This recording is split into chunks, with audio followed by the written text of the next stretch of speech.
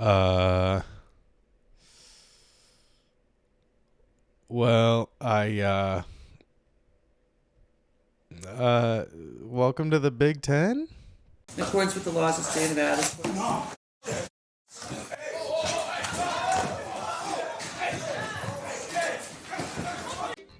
Live from Delaware, it's Hoagies and Pierogis!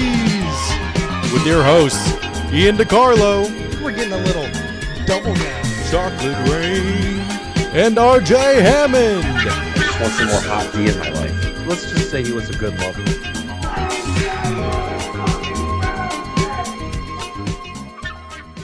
Hello, everyone. Welcome to episode 84. Yes, 84. It's getting to the point where I'm losing track just off the top of my brain. Welcome to episode 84 of Hoagies and Pierogis. Yeah, well, we'll go over all of the college football, all of the playoff clinches, all of that. You know what? I decided to wear purple today with a skeleton on it in honor of the death of Washington. That was rough. Okay, do we just want to get into the national championship right away? At first, I mean, let's go Washington. Obviously, I had to ride the Washington train, like I said. What kind of Brokeback Mountain getup was Blake Corum wearing? Shouldn't even make fun of him. But yeah, and Penix walking in didn't look any better. I mean, like, what kind of Damar Hamlin kind of getup was that? Yeah, I couldn't even tell it was him. All right, that was ridiculous. Luckily, there was really no bullshit in the game because ESPN had 100 plus cameras on the field, and they debuted a super slow-mo pylon camera. Yeah, super slow-mo pylon camera. And it didn't really matter. There weren't really any super close calls. There were a couple, but they definitely got them right. Officiating was really no issue. There was maybe one call on Odunze that wasn't called, but who cares? It was just one call. It didn't matter in the whole scheme of things. Michigan saw how Texas ran the ball all over Washington. And what does Michigan do coming out right out of the gates? Runs the ball all over Washington. I mean, Donovan Edwards. Hell of a game. First 2 carries, 2 touchdowns. A 41-yard touchdown and I think a 46-yard touchdown. 2 carries, 87 yards, 2 touchdowns right off the bat. You're not going to win. And then Blake Corum added 2 touchdowns on top of that later in the game. Definitely deserved. He stayed another year for a reason, and it paid off. Washington was trying to play Michigan's game. They were trying to run the ball on them with we now see it, a severely hurt Deontay Johnson. Not Deontay Johnson. Jesus Christ. We now got to see the actual extent of Dylan Johnson's injury. The first drive he was out. And I don't know what he did to his ankle, but he was trying to play through it. Definitely commend him for that. But it wasn't working. He came back into the game off of some painkillers, I'm sure, or some injection to his ankle. But he was holding on for dear life. And so was the rest of let's go back to the Washington defense. They were holding on for dear life. That was pitiful. But what's up with all of this end-around bullshit, all of these quick outs, this power running down the middle? It was never going to work against Michigan. Penn State proved that. Washington just played this. Obviously, Washington has more talent on offense than Penn State does, but they just did the exact same thing Penn State tried to do against them. I don't understand. How can you watch all of this tape and then come out throwing quick outs, all of these screen passes, when you have thrived off the deep ball? Penix needed to calm down. He was all over the place to start out with, and he never really got it going. It was 17-10 at halftime after Washington scored the touchdown before half. There was a little bit of hope, and even when it was like 20-10, Michigan was still trying to pull away. Washington kept in there. kept it a one-score game for a long time. It was 20-13 until the fourth quarter, and that happened pretty early on in the third quarter. But when you have all of that momentum going into halftime and then you throw an interception on the first play in the third quarter, all of that disappears. I don't know what they were. They looked so uncomfortable. And Michigan is obviously more of a NFL type scheme than Texas or any of the other Pac-12 teams. But how they have overcome that in every single situation that they've played in the season. And last night they just couldn't figure it out. I was surprised that Penix did not get sacked more. That was the only thing. Going for them, the offensive line played pretty well when the center wasn't fucking up. I swear, I don't know if it's Michigan's defensive lineman or what, but Washington center was fucking up too after Alabama center was fucking up so much last week. It was infuriating. So many holding calls. Washington just shot themselves in the foot. That inability to stop the run was crazy. And then for Penix, that was not on Odunze. That was on Penix for way overthrowing them.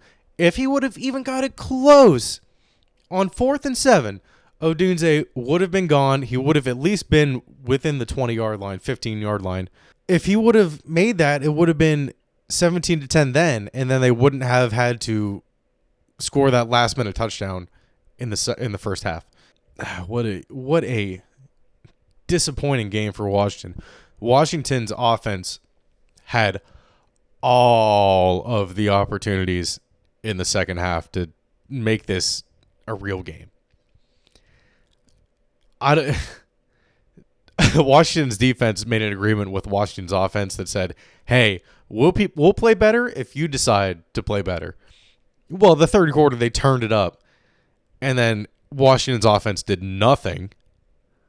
And in the fourth quarter, they got overpowered, got tired, just got ran over by their future opponents. Washington is in the Big Ten next year. How do you think this looks for them going into next season? Not very good. I'd say they might be competitive with like maybe an Ohio State with a competent quarterback or Penn State with a competent quarterback, but who knows what the future holds for USC and Washington in the Big Ten. This does not bode well for them, in my opinion. Just receivers dropping the ball, Penix overthrowing them, stupid penalties. Infuriating for Washington. I don't know where are they going to be next year without Penix and Odunze. They're going pretty high in the draft. Well, Penix's stock has fallen greatly. I do not want the Patriots to take him anymore because if that's how he's going to be in crunch time, which every week in the NFL is crunch time, people have been saying this, if you're going to crumble like that under pressure, you're not going to be a starting quarterback in the NFL. Period. Penix ended up throwing 2 interceptions in that game. I'm pretty sure that was, other than the ASU game, I'm pretty sure that's his only multi-interception game. Don't take that for granted, or don't take that as fact. I don't know for sure. I'm just guessing, since he's been outstanding all season and crumbled under pressure here. You saw the crack starting to show in the fourth quarter against Texas. I'm sorry for calling Michigan's offense not explosive with those 2 40-plus yard runs right off the bat. When it was 17-3, it felt like it was 170-3. It may as well have been. All right, now that we got that out of the way, let's go over some other college football news. The college football playoff notified the FBI about threats towards them after excluding FSU. What do they expect? Take it, suck it up, and move on with your day. These are internet trolls just doing this, saying, "Oh, I'll fucking kill you over these 19-year-old kids not making it to the college football playoff." Fuck off. Another thing that happened, Kirk Herbstreit wants the Rose Bowl to be the permanent host of the college football playoff championship. Not even just one playoff game, the championship in that god-awful old stadium. Who cares? Who cares? As soon as he knows it, it's going to be the Rose Bowl, sponsored by the Rose Toy. And then he's really going to be hoping that he shut up, like usual. All right, let's bring it up with some MLB news. You want to talk about not taking advantage? Well, Wander Franco took full advantage.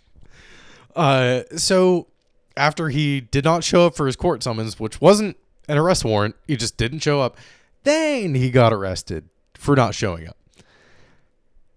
Then it came out that his mom was paying the mom of the underage girl that he was seeing.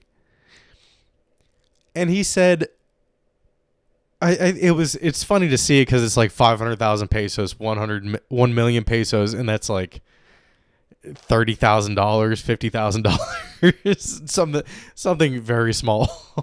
It might be $100,000.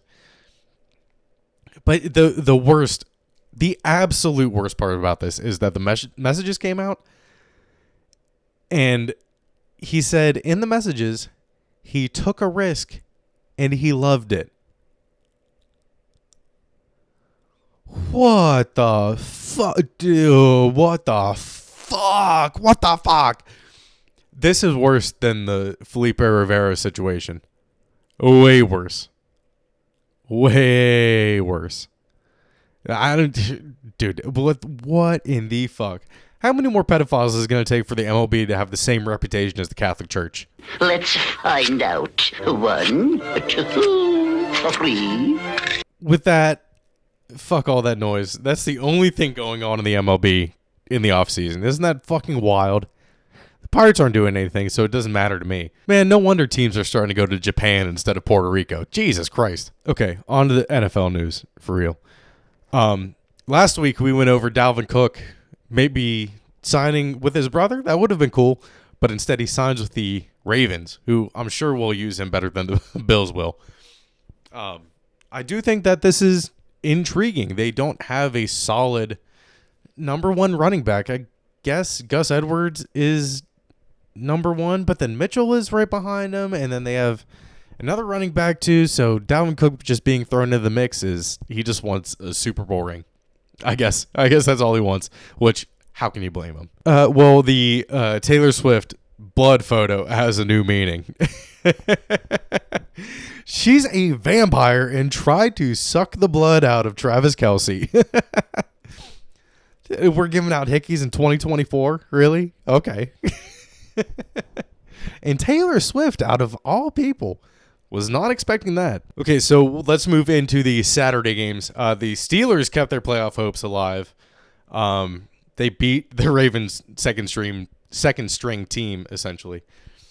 But the Ravens don't have a good record against the Steelers, so if the Steelers somehow beat the Bills, which we'll get into, look out, Ravens. The Jags needed to lose to the Titans, and we'll get into that even more. 1 year after having the number 2 pick in the draft, Texans are in the playoffs. Don't sit there and try to tell me that was not the Bears' goal this year. They fully expected to make the playoffs. I said that 12 weeks ago. Fully expected to make the playoffs, and they are ass. They are still ass. Well, I'm worried about how much capital they'll have. I feel like they might even try to trade from, I don't know what they're at now. It's probably they're top 10. They have 2 picks in the top 10. I know that. Number 1, and then I don't know. It's after the Patriots. That's all that matters. They might try to trade up that second pick. Since they have the capital to do it, they might try to take MHJ and one of Williams or May. That's a scary possibility. But this is about the Texans. Let's forget the Bears for now. You have to feel good for CJ Stroud after all of the doubt, after people like me calling him stupid going into the draft. I mean, the playmaker, Offensive Rookie of the Year, 100%. How can it not be? You have to feel good for this is a great consolation prize for losing to Georgia last year and then making it to the NFL playoffs this year while Stetson Bennett is off getting a drunken, disorderly conduct somewhere and break it into who knows whose house. It seems like the Texans are really trending in the right direction. I'd like to bet that they win at least 6 out of the next 10 AFC championships. I really think they will. This is already number 1 in the bag. So I'm going to count that in there. So this is 1 out of 6 that I think they're going to win in 10 years. But the AFC South is always a little bit crazy. Jags are trending backwards. The Titans can't escape mediocrity now that they've fired Vrabel. We will definitely get into that. And the Colts haven't been good since they lucked into luck. So they've also been pretty mediocre. I don't know. But yeah, the Jaguars, we'll stick to the AFC South here. The Jaguars are out of the playoffs. Steelers make the playoffs with this loss. 8-4, they were firmly in the conversation for the number 1 seed with the Ravens and the Dolphins there. But what happened? To only win 1 game since then, to finish 9-8 and miss out on the playoffs entirely?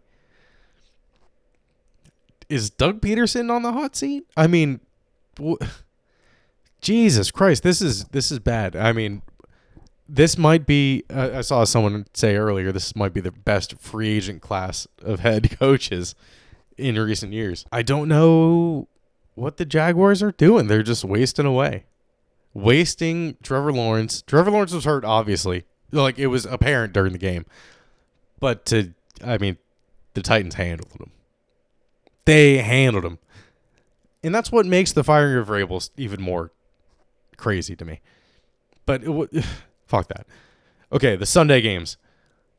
Patriots clinched the number 3 overall pick. Thank God.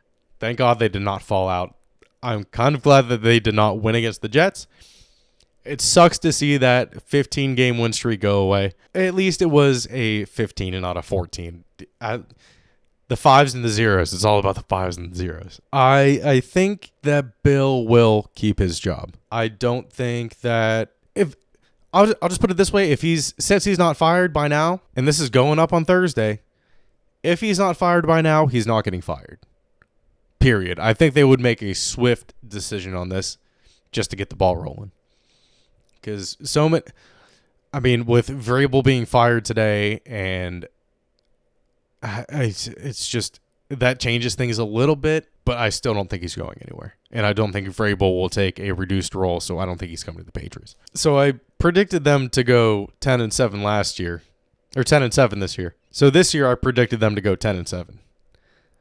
But last year I predicted them to go 5-12. I was just 1 game off. So what if they go 9-8 next year? What if I'm just 1 year ahead and 1 game off? No, there's no way they're going to be. Well, actually, they might be 9-8 next year. If they don't turn things around, Bill will be gone. So let's go over the final schedule prediction here. Okay, first game. I had a W against the Eagles. 1 loss. Next game. Win against the Eagles. 0-2 so far. Or win against the Dolphins. Sorry. 0-2. They do get the win against the Jets. Loss against the Cowboys. 2-2. Win against the Saints. L 2-3. Win against the Raiders. L 2-4. Loss against the Bills. They won that game. 2-5. Loss against the Dolphins. I did get that right because that one was in Miami. 3-5. Win against the Commanders. They lost. 3-6. Win against the Colts. They lost in Germany. 3-7. Loss against the Giants. I thought the Giants were going to be good, so still got it right though. 4-7. Okay, then got the Chargers. Predicted that right. We lost. So I am 5-7. Already have a better record than the Patriots' actual record. Win against the Steelers. There we go. 6-7 on the year. Oh, I haven't gone over this all year, so this is awesome to me. Last year I kept up with it week after week. Loss against Kansas City, 7-7 on the year. Oh, this is looking good for me. This, however, is this isn't bad either. Win against the Broncos, 8-7. Loss against the Bills, 9-7. I had them down for a W against the Jets just to continue the win streak. So 9-8. I finished over 500 this year like I did last year. I think I went 11-5 last year, or 11-6. Yeah, 11-6. So a little bit worse this year. But who could have predicted that out of the Patriots after they got rid of Matt Patricia? That to me is a little bit crazy. I am actually surprised that I went 9-8 with predicting them to have a record of 10-7 and then finishing 4-13. That's kind of wild to me. 9-8. So if I would have bet Patriots money line, or if I would have bet the money line for all these games, I would have made money. But guess what? I definitely did. Okay, so enough about the Patriots. Let's get back into the playoff scenarios here. Lions finished with 12 wins for the first time since 91, the Barry Sanders years. It was also the last time they won a playoff game, which is impressive. Congrats to the Lions, seriously, for turning. Everyone thought they were going to turn around last year and make the playoffs, but they just narrowly missed out. They make it this year. I think they're going to go on a run. If their defense can get it together, I think they'll be fine. Last game, I'm going to go over. Kind of went over all the playoff teams for the most part. Eagles are jumping ship entirely. They played all their starters trying to win that game just to see if the Commanders would beat the Cowboys. And they just get demolished by the Giants. They can't comfortably win a game to save their lives, let alone win a game. And they got the Bucs next week, who have a great defense. What are they going to do? It's in Tampa Bay. What are they going to do? No A.J. Brown, it seems like. That's a huge issue. I don't think the Eagles are... You know what? Let's get into my playoff predictions, and then we'll get into the coach firings, okay? So, first game, we're going to go over the AFC first. Bills against the Steelers. Bills should easily overpower the Steelers without TJ Watt. Definitely doesn't seem like TJ Watt's going to play. He has an MCL sprain, grade 3, so it is a tear. So that's bad. He's probably going to be out. He's not going to... Even if the Steelers advance, he's not going to be playing. I don't think there's a chance for the Steelers. So the Bills. Bills move on. All right, next we got the Dolphins and Chiefs. This one's going to be a good game. I don't know if the Chiefs will fix things.